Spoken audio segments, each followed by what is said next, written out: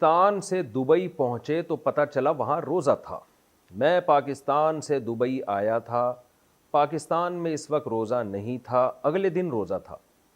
میں جب دبئی پہنچا تو یہاں روزہ تھا, لیکن میں نے سحری نہیں کی, اس لیے روزہ نہیں رکھا میں نے. کیا وہ روزہ مجھے عید کے بعد قضا کرنا پڑے گا؟ محمد عامر دبئی سے. جناب محمد عامر صاحب, چونکہ آپ جب پاکستان میں تھے سحری کا وقت جو تھا وہ دبئی میں نہیں شروع ہوا, بلکہ راستے میں ہی سحری کا وقت شروع ہو گیا اور آپ نے روزہ نہیں رکھا, اور جب آپ دبئی پہنچے تو وہاں روزہ تھا.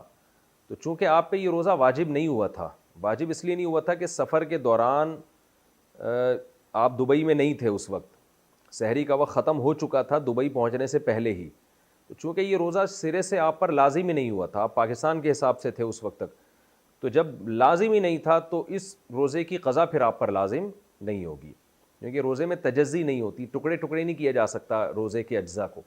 تو اس لیے روزہ کی قضا اس وقت لازم ہوتی جب آپ صبح صادق سے پہلے پہلے دبئی پہنچ جاتے, اور پھر دبئی میں آپ مسافر ہونے کی وجہ سے روزہ چھوڑ بھی دیتے تو بعد میں آپ پر قضا واجب ہوتی, اور اگر رکھ لیتے تو پھر رکھ لیتے. لیکن آپ چونکہ صبح صادق کے بعد دبئی پہنچے ہیں تو یہ روزہ شرعاً آپ پر لازم ہوا ہی نہیں تھا. جب لازم ہی نہیں ہوا تھا تو پھر آپ پر اس کی قضا لازم نہیں.